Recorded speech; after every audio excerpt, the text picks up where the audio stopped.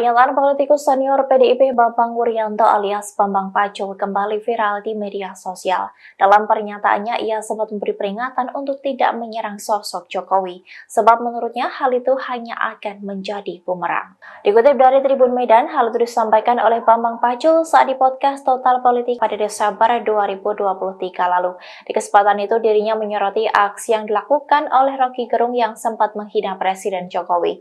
Ia pun memberikan satu rumusan yang diwariskan oleh sang kakek, yakni dengan tidak melawan orang baik dan orang cantik karena hasilnya sudah pasti kalah. Bambang Pacul pun berpesan untuk tidak menyerang sosok Jokowi, sebab menurutnya menyerang Jokowi hanya akan menimbulkan kerugian.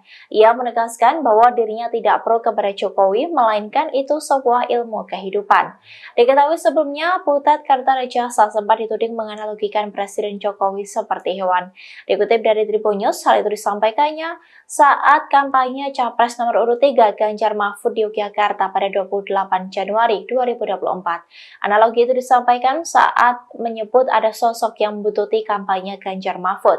Selain Butet, ada putra sulung Presiden Soekarno, Guntur Soekarno Putra, memberikan pernyataan miring untuk Presiden Jokowi. Ia mengatakan jika Ganjar Mahfud terpilih di Pilpres 2024, maka nantinya bisa melakukan apapun terhadap Jokowi. Hal itu disampaikannya di Jakarta Pusat pada 29 Januari 2024 di hadapan puluhan relawan Ganjar Mahfud. Selain itu, Ganjar Pranowo sendiri sempat berikan kritik kepada Presiden Jokowi yang memberikan nilai 5 atas penegakan hukum di era Jokowi. Halo, selamat jumpa. Gua Dadi dari Gerpolek Channel.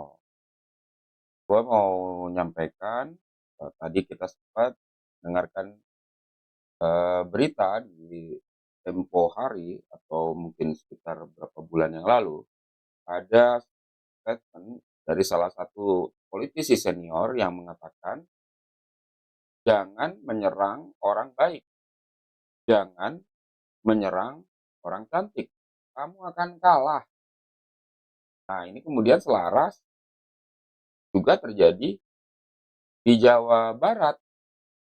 Contohnya adalah Kang Deddy Mulyadi yang sudah melakukan banyak bentuk-bentuk kebaikan dan banyak bentuk-bentuk kemanusiaan yang kemudian ternyata berimbas secara linier dalam beberapa lembaga survei yang ternama, yang tergabung dalam Persepsi.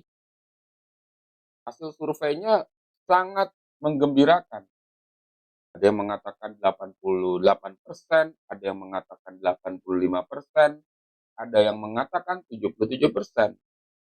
Itu bisa dianggap atau bisa disebut bahwa lembaga survei-survei tersebut memotret bahwa telah terjadi tingkat popularitas dan elektabilitas yang tinggi pada seorang Deddy Mulyadi. Artinya bisa diambil kesimpulan bahwa Deddy Mulyadi adalah orang baik.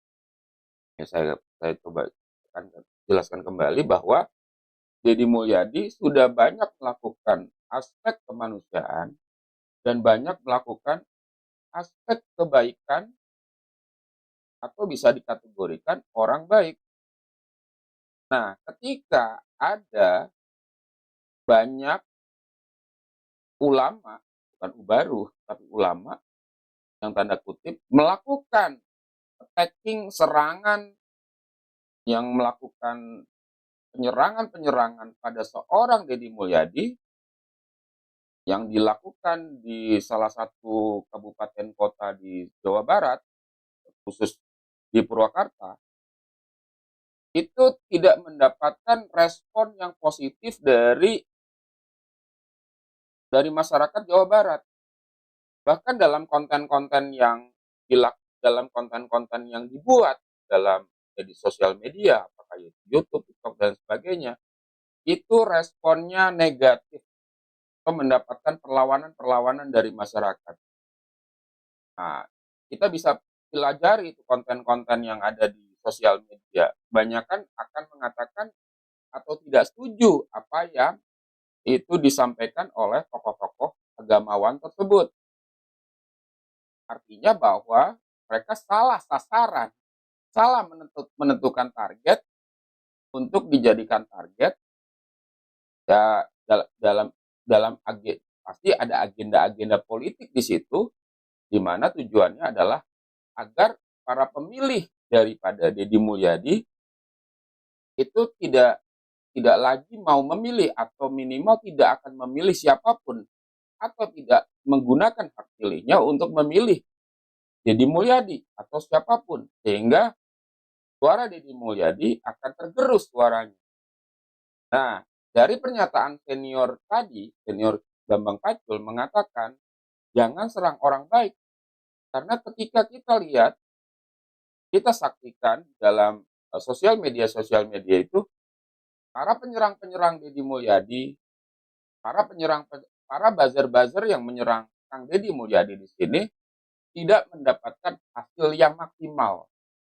Nah, kalau bisa disebut bahwa upaya-upaya yang dilakukan untuk melakukan upaya untuk melakukan politik sara, agama, suku dan ras dan antar golongan itu tidak efektif, mental, tidak ada gunanya, tidak ada manfaat, karena masyarakat sudah menyaksikan bahwa seorang Kang Deddy Mulyadi adalah tokoh yang sudah dicintai.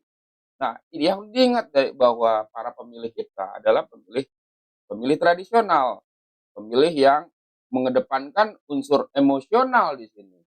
Jika mereka menyaksikan bentuk-bentuk kebaikan yang dilakukan oleh seseorang yang melakukan kebaikan, maka emosi itu akan lebih mendepankan emosi itu untuk melakukan pilihan-pilihan politiknya, psikologikal politik. Nah, jadi upaya yang dilakukan oleh kelompok-kelompok yang melakukan politik sara dengan mengatakan Jawa Barat akan menjadi kabupaten atau menjadi provinsi-provinsi yang penuh dengan kemusyrikan, itu tertolak oleh rakyat. Semakin upaya yang terus digempur melalui politik sara dengan membentur-benturkan dengan agama, itu tidak akan efektif. Saya katakan kembali bahwa serangan atau attacking yang menggunakan teknik agama itu tidak akan efektif, tidak ada manfaatnya, dan tidak akan berguna sama sekali. Bahkan yang terjadi adalah rakyat melakukan perlawanan terhadap ulama-ulama tersebut. Maka dari itu, jangan gunakan politik sara, karena politik sara itu membawa pada dampaknya pada kekerasan, pada disintegrasi bangsa, perpecahan, merusak keragaman kita dalam berbudaya dan beragama dan bernegara kesatuan Republik Indonesia. Salam hormat dari Palgun Terpolek Channel.